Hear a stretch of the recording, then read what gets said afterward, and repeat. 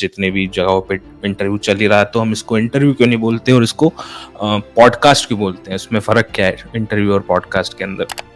ये इंटरव्यू नहीं है, एक तरह की बातचीत है दो लोगों के बीच में। तो दो लोग एक तरह से किसी भी इश्यू को पकड़ते हैं और उसके ऊपर फिर आराम से बात करते हैं। तो इसमें इतना कुछ अम, जिस तरह से न्यूज़ चैनल में अर्नब वगैरह करते हैं कि ये पूछता है, वो पूछता है, या फिर इतने इंटरवेंशन और ये सारी चीज़ें, उसकी ज़रूरत नहीं होती। ज़्यादातर ये बातचीत इस तरह की होती हैं जिनमें थोड़ा कम फ़िल्टर होता है एज़ कम्पेयर टू इंटरव्यू, और इतने ज़्यादा सवाल भी नहीं होते, इतने ज़्यादा इंटरप्शन भी नहीं होने चाहिए मेरे हिसाब से, जिस तरह की मुझे पसंद है। और मुझे पर्सनली ये भी पसंद है कि ज़्यादा म्यूज़िक, और इसके अंदर जो म्यूज़िक से आपको कुछ जैसे पुश किया जा रहा है कि आप इस तरफ सोचो, वो भी नहीं होना चाहिए। It should be very unfiltered, almost इस तरह से कि दो लोग कहीं बैठ के बात सुन रहे हैं, और जो सुनने वाला है या फिर जो इसके कंज्यूमर है, उनको ऐसा लगे कि वो चुपचाप किसी की बातचीत सुन रहे हैं। कि आपको बात करने में सबसे पहले मजा आना चाहिए, किसी से बात करने में। तो आप मतलब पॉडकास्टर बनने से पहले खुद से भी ये शायद सवाल पूछना बहुत जरूरी है कि आपको क्या बातों में मजा आता है, या फिर किसी की बातें करने में नहीं, बातें सुनने में भी।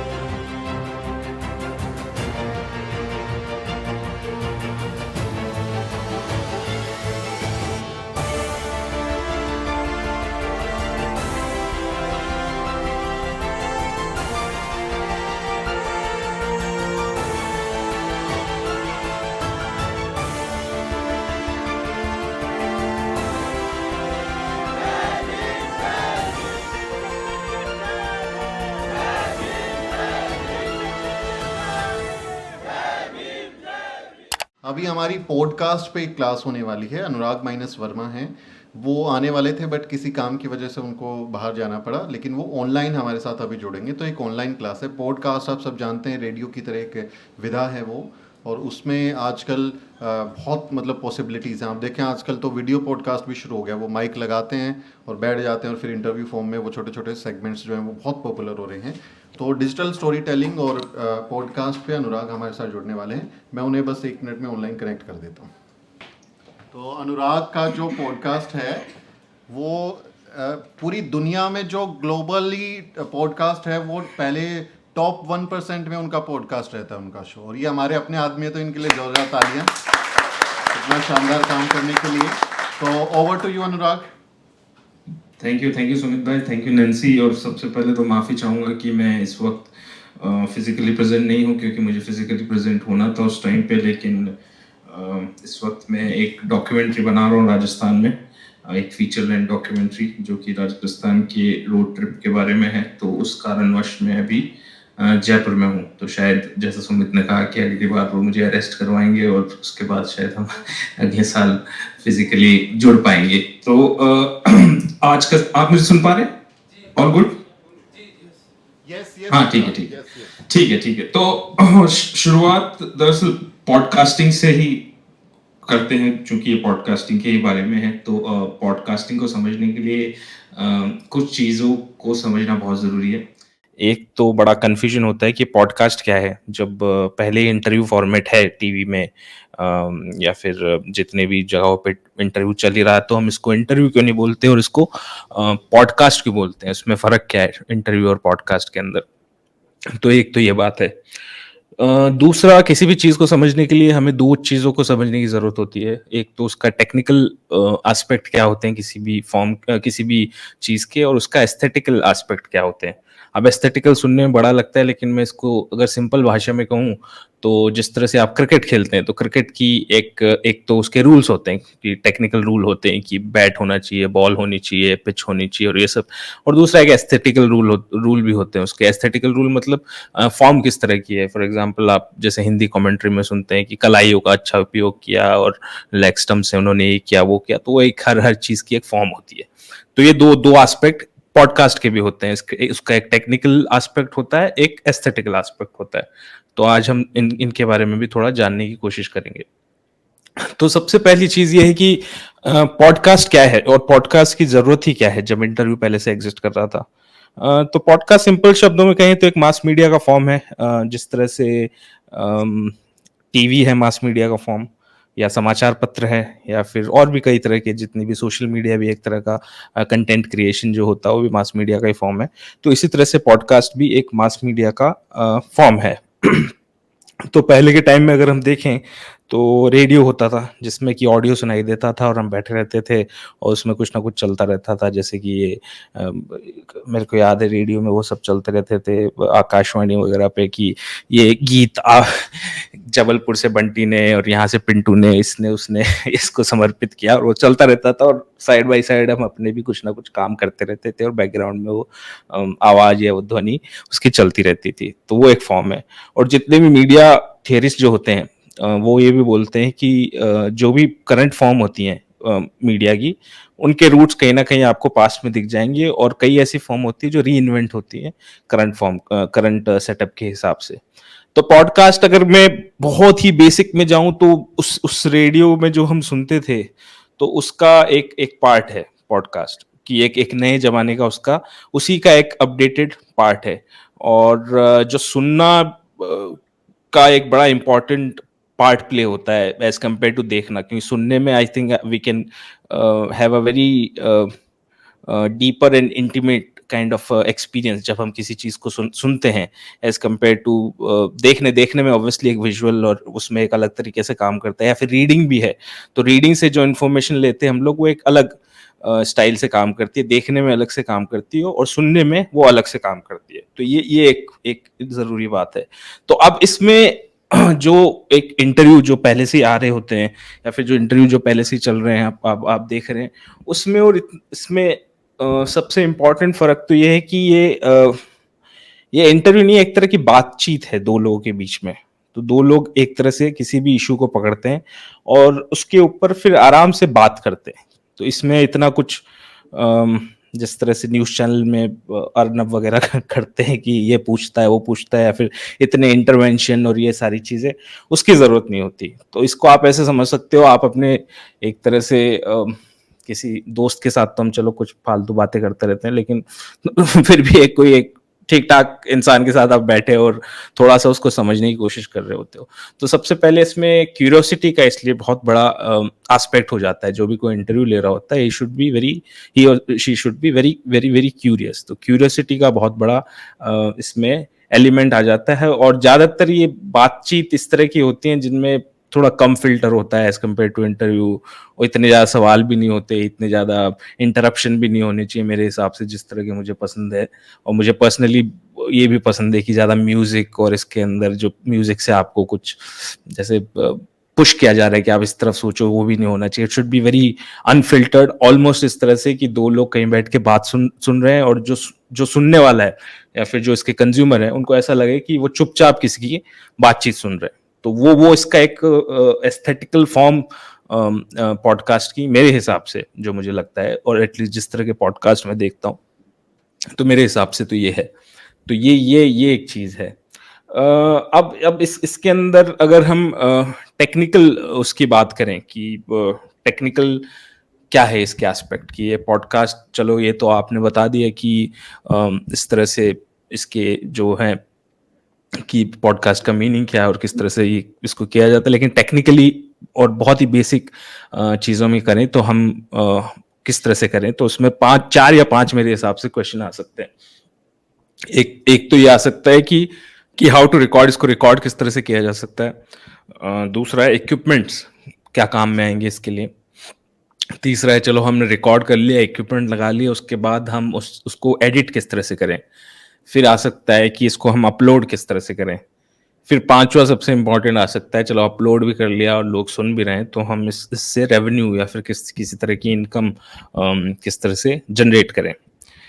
तो रिकॉर्डिंग, अगर मैं सबसे पहले पॉइंट पे आऊं कि रिकॉर्डिंग किस तरह से करते हैं किसी भी पॉडकास्ट की, तो पॉडकास्ट की रिकॉर्डिंग के तो डिफरेंट तरह के मीडियम्स होते हैं। तो मैं अगर अपना ही बोलूं तो मैंने इनिशियली शुरुआत किया था जूम के थ्रू, जो कि जूम की जो वेबसाइट और जूम के जो ऐप आते हैं उसके थ्रू मैंने किए, जो कि फ्री होते हैं। आजकल आई थिंक 45 मिनट्स के लिए फ्री होने लग गए, पहले तो ज़्यादा फ्री थे, बट 45 भी ठीक है। अगर आपको थोड़ा लंबा करना हो तो आप उसको 2 पार्ट में डिवाइड करके उसको कर सकते हैं। तो वो एक सबसे सिंपल तरीका है जूम के थ्रू रिकॉर्ड करने का। दूसरी वेबसाइट जो मुझे ज़्यादा पसंद आई क्योंकि उसमें साउंड की क्वालिटी थोड़ी इंक्रीज हो जाती है, वो है जेनकास्टर, ZENCASTR। तो आप में जिसको भी पॉडकास्ट करने की दिलचस्पी है उसका नाम लिख सकते हैं, जेनकास्टर, ZENCASTR। इसका फ़ायदा यही होता है कि इसमें 2 फाइल मिलती हैं, तो मेरी फाइल अलग बन के आएगी और जो इंटरव्यू जिसका मैं ले रहा हूँ उनकी फाइल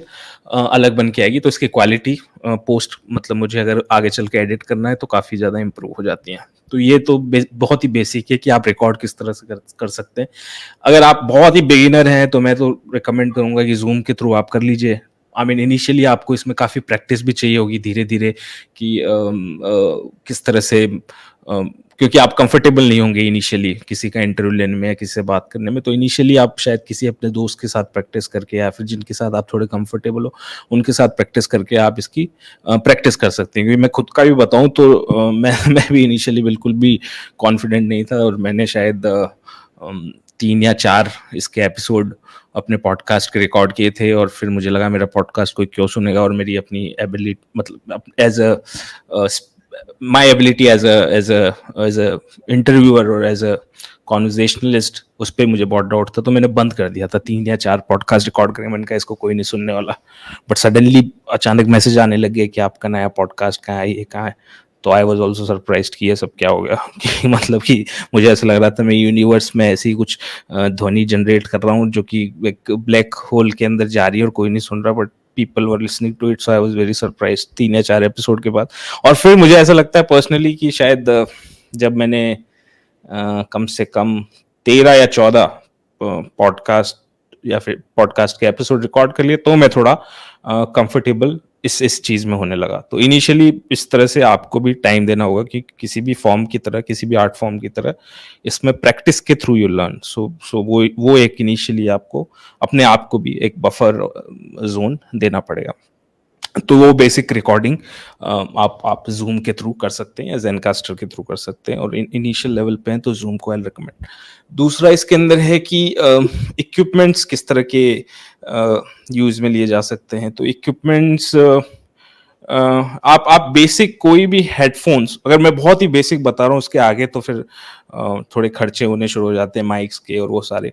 लेकिन इनिशियली जैसे मैंने खुद ने भी, मेरे पास माइक नहीं था जब मैंने शुरू किया था, तो आप कोई भी हेडफोन जिसके अंदर बोला जा सकता है, उस तरह के जो हेडफोन्स आते हैं शायद 500 या 1000 रुपए के वो हेडफोन्स आते हैं, तो उसके थ्रू भी आप इनिशियल लेवल पे कर सकते हैं और सामने वाले के थ्रू उसके लिए उनके पास भी ये चीज़ होनी चाहिए, तो इनिशियल लेवल पे आप कर सकते हैं। बट ऑब्वियसली जब आप थोड़ा सा इंप्रूव करने लगे तो बहुत सारे अलग अलग तरीके के माइक्स आते हैं पॉडकास्ट के लिए, तो उसके थ्रू आप कर सकते हैं। जो जैसे कि एडवांस लेवल पे ये वाला माइक जो मैं यूज़ कर रहा हूँ ये काफ़ी एडवांस लेवल का माइक है, इसका नाम है श्योर MV7। तो ये भी मैंने जब 50-60 एपिसोड पूरे हुए थे तो उसके बाद ही लिया था, उससे पहले मैं भी ऐसे बेसिक माइक्स के थ्रू इसको रिकॉर्ड कर रहा था। तो आप इनिशियल लेवल पे कर सकते हैं। उसके बाद यूट्यूब पे भी आपको इसके बहुत सारे, क्योंकि ये टेक्नोलॉजी चेंज होती रहती है, तो मैंने जब लिया था वो 2 साल पहले का था, तो आजकल कौन से नए माइक या कौन सी चीज़ आ रहे हैं तो वो आप बेसिक इन्फॉर्मेशन आपको यूट्यूब पे मिल सकती है। तो उसके बाद जब आपने एक एपिसोड को रिकॉर्ड कर लिया तो क्वेश्चन आता है कि उसको एडिट किस तरह से किया जाए या फिर उस साउंड फाइल को किस तरह से किया जाए। तो उसके भी अब डिफरेंट तरह के सॉफ्टवेयर हैं। मैं जो यूज़ करता हूँ वो यूज़ करता हूँ अडोब प्रीमियर, जो कि अगर आप ऑनलाइन उसको सीखेंगे तो मेरे हिसाब से अगर आप थोड़े से भी टेक्निकल हो तो 7 या 8 दिन में, अगर आप ढंग से सीख रहे हो कोई भी ऑनलाइन ट्यूटोरियल के थ्रू, तो 7 या 8 दिन में उसका आप ये बेसिक जो साउंड की एडिटिंग है वो आप सीख पाएंगे। और जो कि मैं मानूंगा कि मस्ट है कि आप साउंड की एडिटिंग ज़रूर सीखें, क्योंकि बीच में इसमें बहुत सारी नॉइजेस भी आएंगी या फिर बीच में हम भी आएगा, तो वो आपको बिल्कुल परफेक्ट करनी पड़ेगी, बिकॉज लिसनर का जो एक्सपीरियंस है सुनने का वो नहीं खराब होना चाहिए। तो वो आपको एडिटिंग साउंड की वो सीखनी पड़ेगी। मैं पर्सनली जैसे मैंने बताया प्रीमियर यूज करता हूँ, एडोब प्रीमियर, बट और भी बहुत सारे ऐप है, तो वो आप देख सकते हैं कि इसमें से आपके हिसाब वाला कौन है। तो मैं एडोब को पर्सनली रिकमेंड करूंगा। और इसके अलावा भी एक एआई के नए नए टूल्स आए हैं आपकी साउंड को इम्प्रूव करने के लिए, तो आप उसको भी थोड़ा एक्सपेरिमेंट कर सकते हैं कि एआई के कौन कौन से टूल अवेलेबल हैं।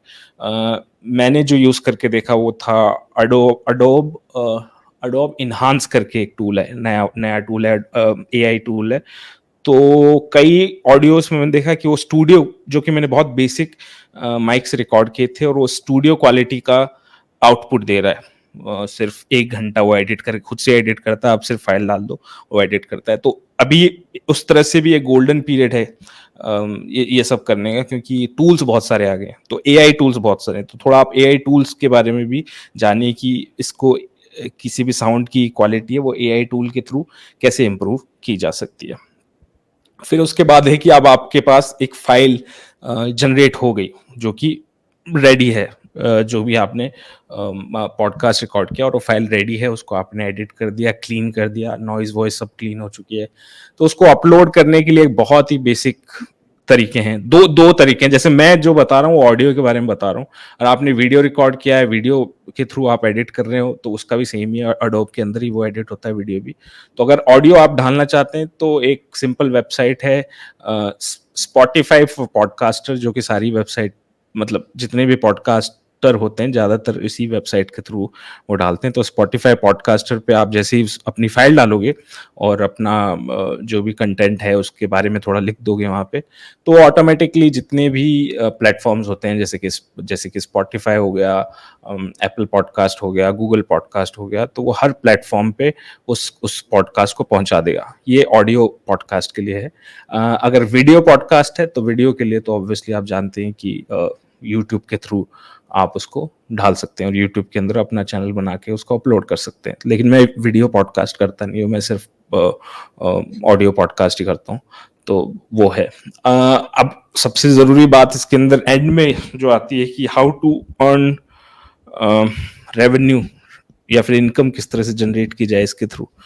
तो वो थोड़ा सा इंडिया के हिसाब से कॉम्प्लिकेटेड क्वेश्चन है, क्योंकि पॉडकास्टिंग में जैसे यूएस के अंदर है, यूएस में पॉडकास्टिंग में जैसे पहले एंकर.fm आता था जहाँ पे ये चीज़ें अपलोड होती थी, तो वो कुछ पेमेंट करता था। बट इंडिया में जितनी भी ये कंपनीज हैं, जितनी भी ऐप हैं, स्पेशली ऑडियो के अंदर, तो ये कोई पेमेंट करती नहीं है। जैसे स्पॉटिफाई हो गया या एप्पल पॉडकास्ट हो गया, ये सब नहीं करते। लेकिन मुझे लोगों ने बताया है कि ये शायद इस ईयर का एंड आ ही गया, दिसंबर ही बोला था वैसे, तो उन्होंने बोला कि इस ईयर के एंड तक शायद वो कुछ अपना क्रिएटर रेवेन्यू प्रोग्राम लॉन्च करने वाले हैं, तो वो उनकी बात होगी। बाकी यूट्यूब तो आपको पता ही है कि वो जितने भी आपके व्यूज होंगे, जितने भी वो होंगे, तो उसके हिसाब से आपको उसमें पेमेंट मिलता है।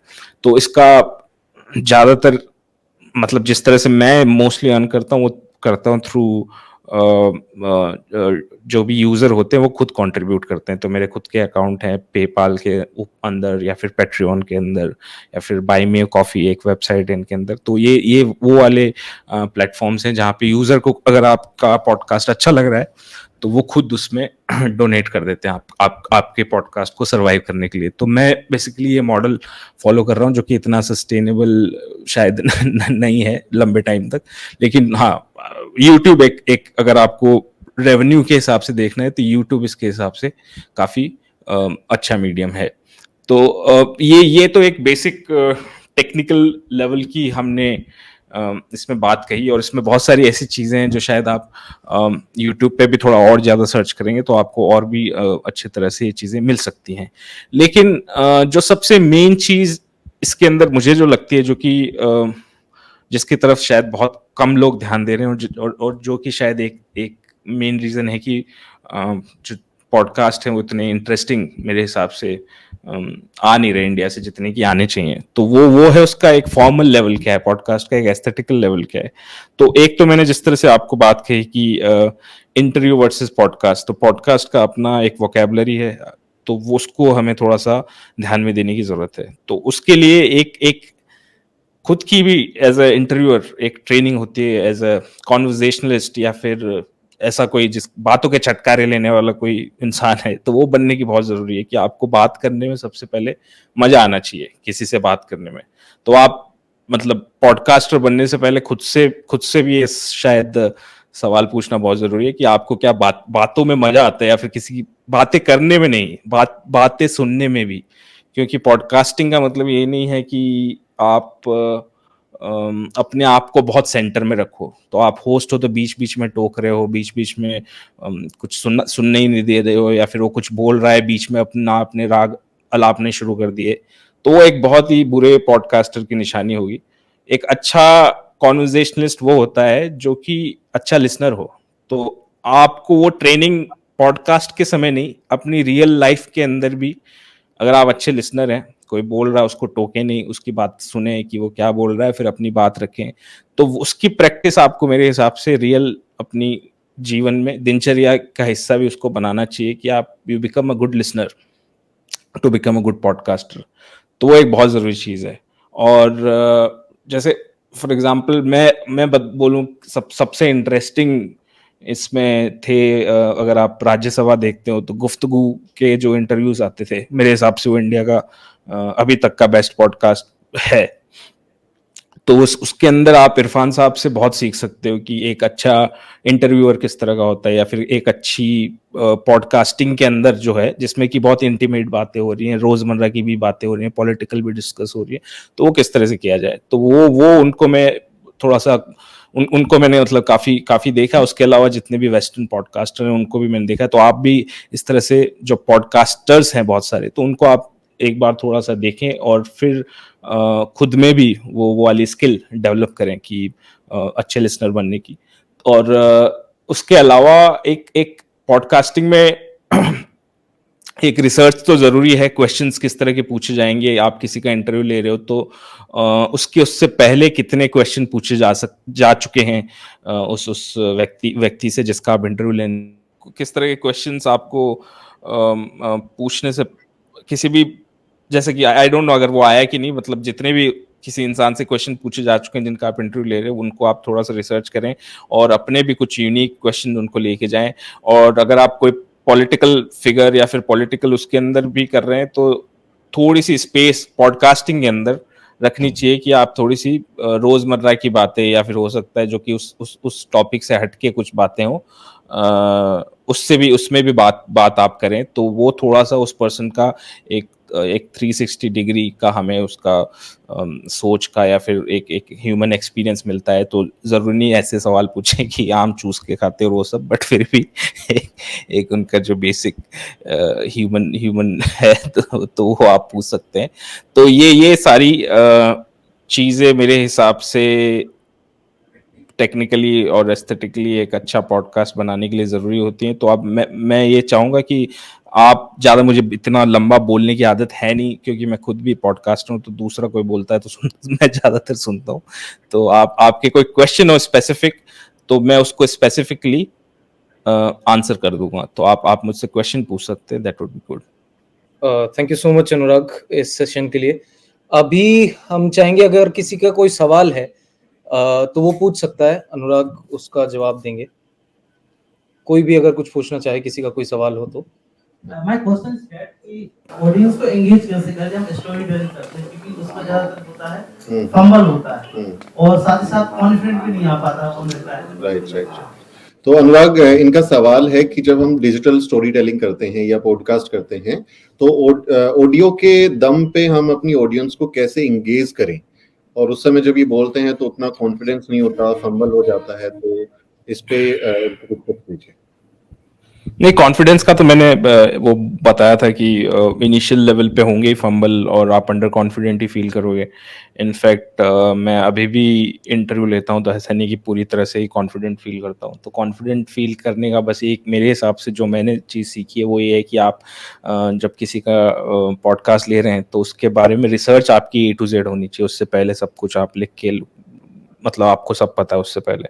तो अगर आपकी रिसर्च पूरी है तो फिर आप थोड़ा बहुत फंबल भी करें, ये भी करें, बट आपको रेफरेंस पॉइंट पता है कि A to B आपको कहाँ जाना है। तो अगर आपको फंबल नहीं करना और अंडर कॉन्फिडेंस कम कर, अगर ये सारी चीज़ें कम करनी है, तो उसके लिए रिसर्च जो है आपकी वो बहुत स्ट्रांग होनी चाहिए। तो उसके बाद चीज़ें थोड़ी आसान हो जाती हैं। सबसे एक चीज़ तो ये। दूसरा, ऑडियंस को इंगेज कैसे करें, अगर मैं सिर्फ पॉडकास्टिंग के थ्रू ही इसका कहूँ तो जैसे मैं अप्रोच करता हूँ, मैं सच बताऊँ तो मैं भूल ही जाता हूँ कि मुझे ऑडियंस को एंगेज भी करना है या फिर मेरे लिए कोई ऑडियंस है भी, क्योंकि अगर आप वो करोगे तो आप उनके हिसाब से सोचोगे कि मैं अब इनके हिसाब से ये कर दूँ वो कर दूँ, ऐसा मत करो। आप जेन्युइनली क्यूरियोसिटी अपनी लेके जाओ और उसके अंदर जो भी आप बात करें ऑथेंटिसिटी होनी चाहिए। ऑडियंस जो होती है अगर उनको लगता है कोई चीज़ ऑथेंटिक है और इसके अंदर जो बात हो रही है वो इम्पोर्टेंट है, तो वो अपने आप उसको एंगेज उसको सुनती है और उस वो चीज़ अपने आप उस हिसाब से एंगेजिंग बनती है। तो वो थोड़ा शॉर्टकट या थोड़ा चालूपन ये सब ना करें और जेन्युइननेस जो है अपनी, जैसे भी आपका स्वभाव है उसको आप बरकरार रखें ऑथेंटिक बनाने के लिए और एंगेजिंग बनाने के लिए किसी भी चीज़ को। Thank you. Thank you. Any other question? किसी का सवाल? यस हितेश, माइक ले लो। This is last question because उसके बाद हम लोग टी ब्रेक पे जा रहे हैं। आपके लिए चाय का इंतजाम है।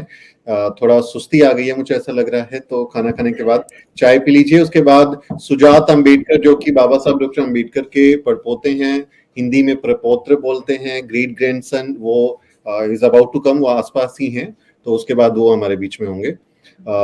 सवाल हितेश? मेरा ये सवाल है, मान लीजिए अभी मैं स्टार्ट कर रहा हूँ पॉडकास्ट, ठीक है, अभी मैं भी बिगिनर हूँ। अब मैं किसी के साथ जब इंटरेक्ट कर रहा हूँ, अभी मैं अगर किसी के साथ इंटरेक्ट कर रहा हूँ, हो सकता है वो बहुत ज़्यादा सीरियस जा रहा हो और मुझे उसमें लाना है कि क्योंकि मैं नया नया स्टार्ट कर रहा हूँ तो मेरे को ऑडियंस क्यों देखेगी, उसमें थोड़ा बहुत एंटरटेनमेंट भी होने चाहिए जिससे थोड़ा इंटरेस्ट बढ़े।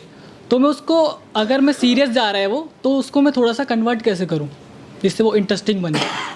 Thank you.